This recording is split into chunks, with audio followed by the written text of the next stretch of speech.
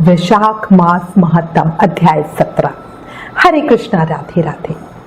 याद रखो, वैशाख मास का स्नान असमर्थ को समर्थ बनाता है, निर्धन को धन देता है, बीमार को आरोग्य, पापी को पुण्य और निर्बल को बल देता है। अभी भी समय है, वैशाख मास में प्रयत्न से कुछ ना कुछ जरूर कर लो।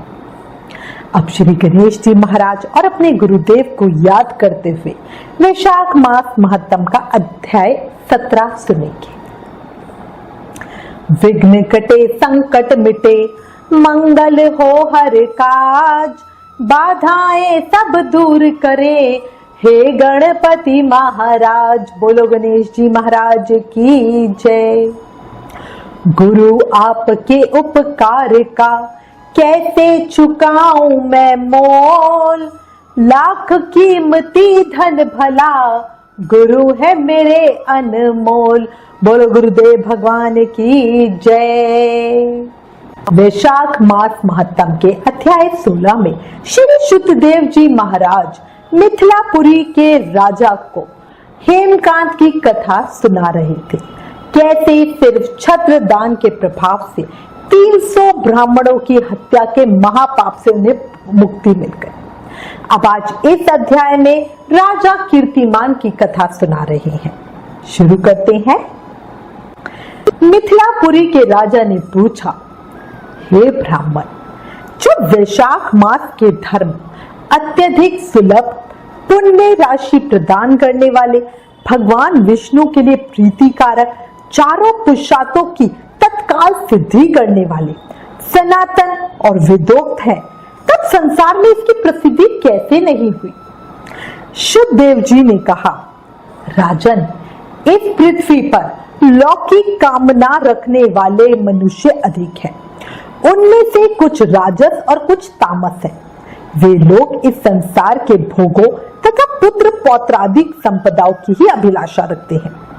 कहीं किसी प्रकार कभी बड़ी कठिनाई से कोई ऐसा मनुष्य मिलता है जो स्वर्ग लोक के लिए प्रयत्न करता है और इसलिए वो यज्ञ आदि पुण्य कर्मों का अनुष्ठान बड़े प्रयत्न से करता है, पर मोक्ष की उपासना कोई नहीं करता। तुच्छ आशाएं लेकर बहुत से कर्मों का आयोजन करने वाले लोग प्रायः काम्य कर्मों के ही उपासक हैं। यही कारण है कि संसार में राजस और तामस धर्म ज्यादा विख्यात है, परंतु सात्विक धर्मों की प्रसिद्धि नहीं हुई। ये सात्विक धर्म भगवान विष्णु को प्रसन्न करने वाले हैं, निष्काम भाव से किए जाते हैं और इस लोक तथा परलोक में सुख प्रदान करते हैं। देव माया से मोहित होने के कारण बुद्धिहीन मनुष्य इन धर्मों को जानते ही नहीं है। पूर्व काल की बात है, काशीपुर में कीर्तिमान नाम से विख्यात एक चक्रवर्ती राजा राज्य करते थे। वे इक्ष्वाकु वंश के भूषण तथा महाराजा निर्ग के पुत्र थे। संसार में उनका बड़ा यश था। वो अपनी इंद्रियों और क्रोध पर विजय पा चुके थे। ब्राह्मणों के प्रति उनके मन में बड़ी भक्ति थी। राजाओं में उनका स्थान बहुत ऊंचा था। एक दिन शिकार करने के लिए वो जा रहे थे तो मार्ग में मुनि वशिष्ठ जी के आश्रम को देखा। वैशाख की चिलचिलाती हुई धूप में यात्रा करते हुए राजा ने मार्ग में देखा, महात्मा वशिष्ठ जी के शिष्य जगह जगह अनेक प्रकार के कार्यों में निपुणता के साथ लगे हुए हैं। वो कहीं प्याऊ लगा रहे थे, कहीं छाया मंडप बना रहे थे, कुछ किनारों पर झरनों के जल को रोककर स्वच्छ बावली बना रहे थे, कहीं वृक्षों के नीचे बैठे हुए लोगों को वो पंखा डुलाकर हवा कर रहे थे, कहीं गन्ने दे रहे थे, कहीं सुगंधित पदार्थों और फूलों को भेंट कर रहे थे, कहीं फल दे रहे थे। दोपहरी में लोगों को छाता देते और संध्या के समय शरबत, कहीं नेत्रों में कपूर लगा रहे थे। उन्हें देखकर राजा ने पूछा, आप लोग कौन हैं? उन्होंने उत्तर दिया, हम लोग महर्षि वशिष्ठ जी के शिष्य हैं। राजा ने पूछा, ये सब क्या हो रहा है? तो वो बोले, ये वैशाख मास में कर्तव्य से बताए गए धर्म है, जो धर्म अर्थ काम मोक्ष चारों पुरुषार्थों के साधक है। हम लोग गुरुदेव वशिष्ठ जी की आज्ञा से इन धर्मों का पालन कर रहे हैं। राजा ने पूछा, इनके अनुष्ठान से मनुष्य को कौन सा फल मिलता है, किस देवता की प्रसन्नता होती है? उन्होंने उत्तर दिया, हमें इस समय ये सब बताने के लिए समय नहीं है, आप गुरुजी से ही ये प्रश्न कीजिए। वे महायशस्वी महर्षि इन धर्मों को यथार्थ रूप से जानते हैं। शिष्यों से ऐसा उत्तर पाकर राजा शीघ्र ही महर्षि वशिष्ठ जी के पवित्र आश्रम पर, जो विद्या और योग शक्ति से संपन्न था, वहां गए। राजा को आते देख महर्षि वशिष्ठ मन ही मन बड़ा प्रसन्न हुए और उन्होंने सेवकों सहित राजा का विधि पूर्वक आतिथ्य सत्कार किया। जब वो आराम से बैठ गए तब गुरु वशिष्ठ जी से प्रसन्नता पूर्वक बोले, भगवान, मैंने मार्ग में आपके शिष्यों द्वारा परम आश्चर्यमय शुभ कर्मों का अनुष्ठान होते देखा, किंतु उसके संबंध में जब प्रश्न किया तब उन्होंने दूसरी कोई बात ना बताकर आपके पास आने की मुझे आज्ञा दी। उनकी आज्ञा के अनुसार मैं इस समय आपके पास आया हूँ। मेरे मन में उन धर्मों को सुनने की बड़ी इच्छा है, अतः मुझसे उनका वर्णन करें। तब महायशस्वी वशिष्ठ जी ने प्रसन्नता पूर्वक कहा, राजन, तुम्हारी बुद्धि को उत्तम शिक्षा मिली है। भगवान विष्णु की कथा के सुनने और भागवत कर्मों के करने में जो तुम्हारी बुद्धि हुई है, ये तुम्हारे लिए किसी पुण्य का ही फल है। जिसने भी वैशाख मास में बताए हुए महाधर्मों के द्वारा भगवान श्री हरि की आराधना की है, उसके उन धर्मों से भगवान बहुत संतुष्ट होते हैं और उन्हें मनवांछित वस्तु देते हैं। संपूर्ण जगत के स्वामी भगवान लक्ष्मीपति समस्त पाप राशि का विनाश करने वाले हैं। वे सूक्ष्म धर्मों से प्रसन्न होते हैं, केवल परिश्रम और धन से नहीं। भगवान विष्णु भक्ति से पूजित होने पर भी मनवांछित वस्तुएं प्रदान करते हैं, इसलिए सदा भगवान विष्णु की भक्ति करनी चाहिए। जगदीश्वर श्री हरि जल से भी पूजा करने पर सभी कलेश का नाश करते और शीघ्र प्रसन्न होते हैं। वैशाख मास में बताए हुए ये धर्म बहुत थोड़े से परिश्रम द्वारा पूरे हो जाते हैं। इससे भगवान विष्णु की प्रीति मिलती है। ये इतने शुभ और अधिक व्यय से सिद्ध होने वाले बड़े बड़े यज्ञादि कर्मों का भी तिरस्कार करने वाले हैं। हे राजन, तुम भी वैशाख मास में बताए हुए धर्मों का पालन करो और तुम्हारे राज्य में निवास करने वाले अन्य सब लोगों से भी इन कल्याणकारी धर्मों का पालन करवाओ। इस प्रकार से वैशाख धर्म के पालन की आवश्यकता को शास्त्रों और युक्तियों से भली भांति सिद्ध करके वशिष्ठ जी ने वैशाख मास के सब धर्मों का राजा के सामने वर्णन कर दिया।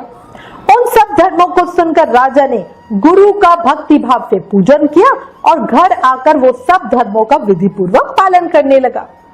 देवादिदेव भगवान विष्णु में भक्ति रखते हुए राजा कीर्तिमान देवेश्वर पद्मनाभ के अतिरिक्त और किसी देवता को देखता भी नहीं था।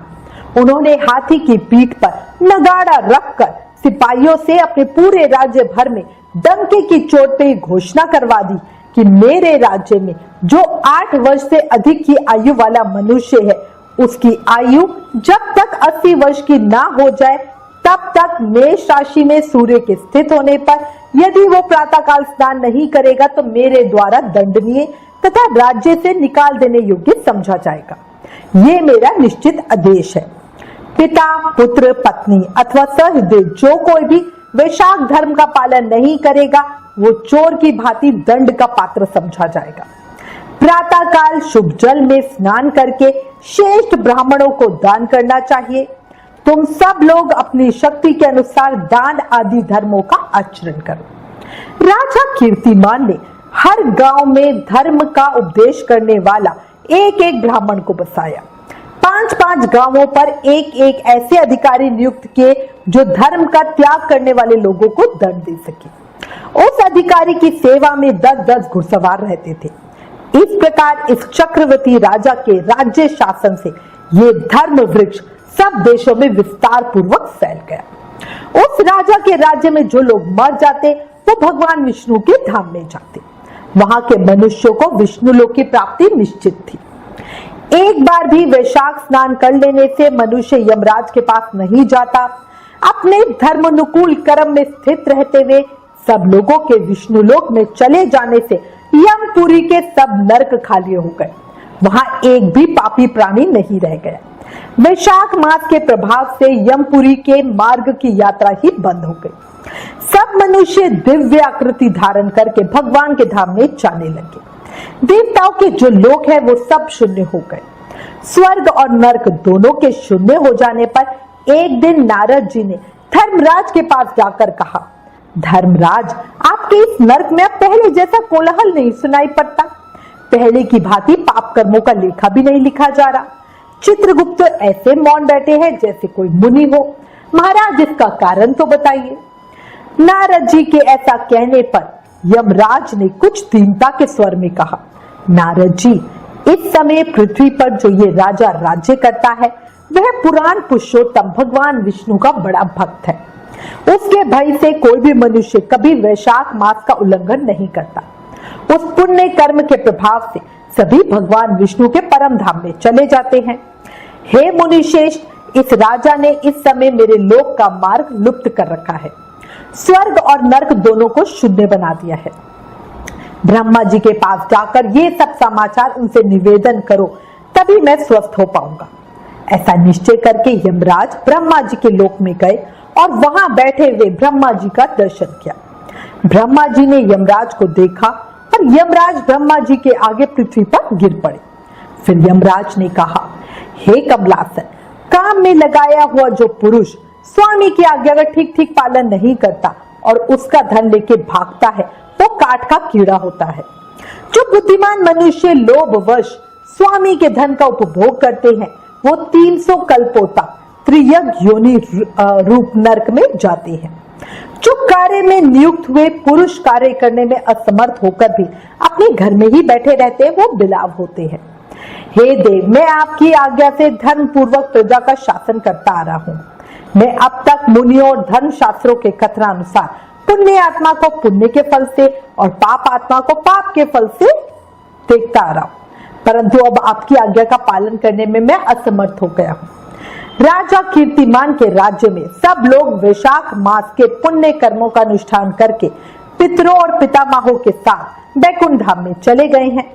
उनके मरे हुए पितर और माता महा आदि भी विष्णु लोक में चले जाते। इतना ही नहीं, पत्नी के पिता श्वशुर आदि भी मेरे लेखे को मिटाकर विष्णु लोक में जाते हैं। हे देव, बड़े बड़े यज्ञों द्वारा भी मनुष्य वैसी गति नहीं पाता जैसी वैशाख मास से उसे मिल जाती है।